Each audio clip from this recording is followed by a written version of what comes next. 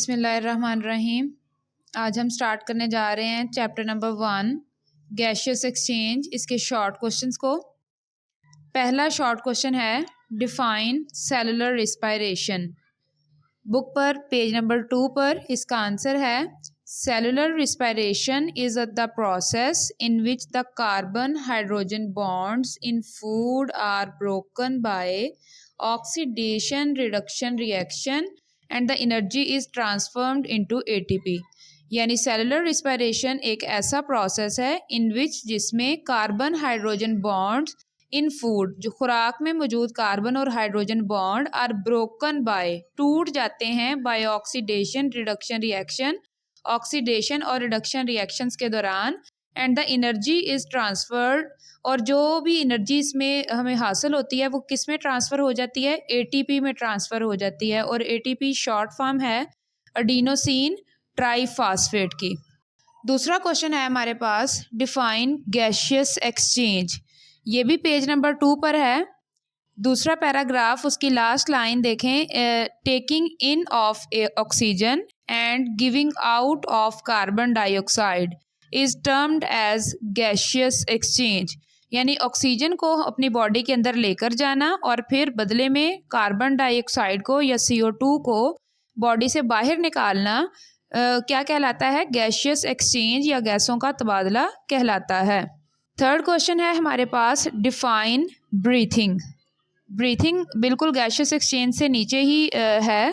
The term breathing, जो इस्तिलाह breathing है, is used for the process, उस अमल के लिए इस्तेमाल होता है, through which animal take air in, जिसमें जानवर हवा को अंदर लेकर जाते हैं, इन देयर बॉडीज़, अपने जिस्म में, टू गेट ऑक्सीजन, ताकि ऑक्सीजन हासिल कर सकें, फ्रॉम इट, इससे, and then give out the air, और फिर हवा को बाहर निकालते हैं, to get rid of carbon dioxide, ताकि वो कार्बन डाइऑक्साइड से निजात हासिल कर सकें।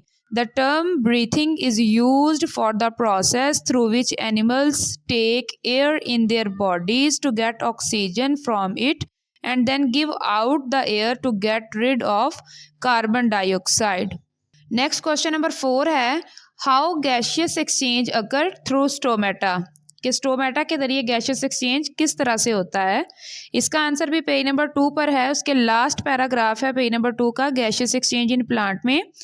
The leaves and young stems have stomata in their epidermis. कहता एपिडर्मिस जो है वो पौधों की ऊपर वाली जो सतह है या ऊपर वाली जो सरफेस है उसे एपिडर्मिस कहते हैं। कहता उसमें छोटे छोटे स्टोमेटा होते हैं।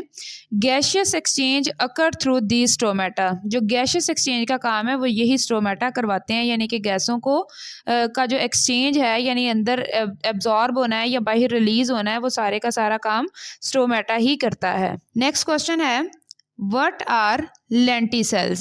इसका आंसर हमारे पास पेज नंबर 3 पर है। पेज नंबर 3 पर पैराग्राफ नंबर 2 लिखा हुआ है जी, in woody stem and mature roots, जो लकड़ी वाले तने हैं और जो मेच्योर रूट्स हैं, जो बड़ी हो जाती हैं, जड़ें थोड़ी पुरानी हो जाती हैं, the entire surface is covered by bark. पूरे के पूरी जो सरफेस होती है वो बार्क शाल से ढकी हुई होती है, यानी उसके ऊपर जो है वो स्किन जो होती है उसकी, उसको बार्क कहते हैं पौधे की।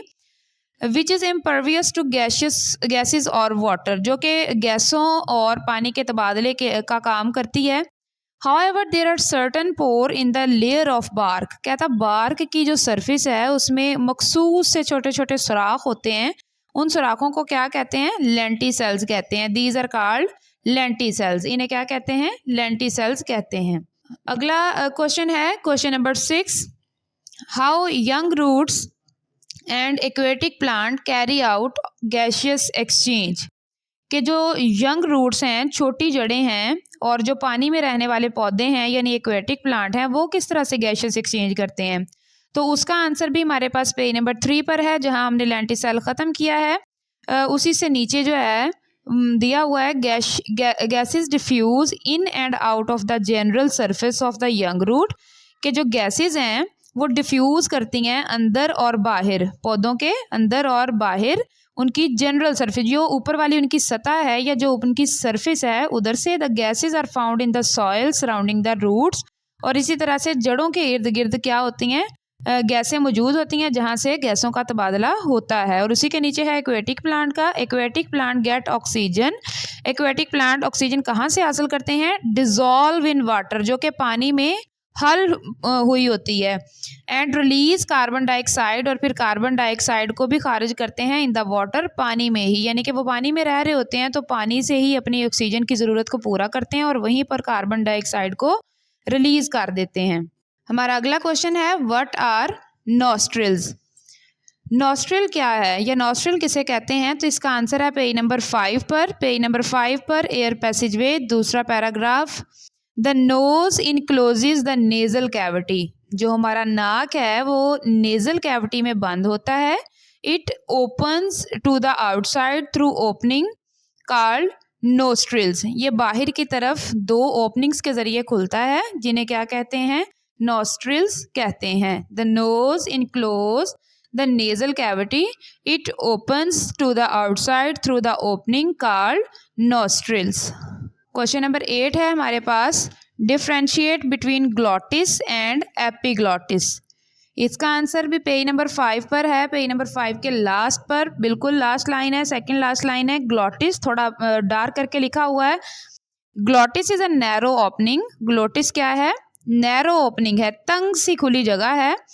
At the floor of pharynx, pharynx के फर्श पर, विच लीड्स इनटू लेरिंक्स, जो कि लेरिंक्स तक जाती है। फिर इसके साथ ही एक ब्लू बॉक्स है, उधर एपिग्लॉटिस की डेफिनेशन आपको दी हुई है।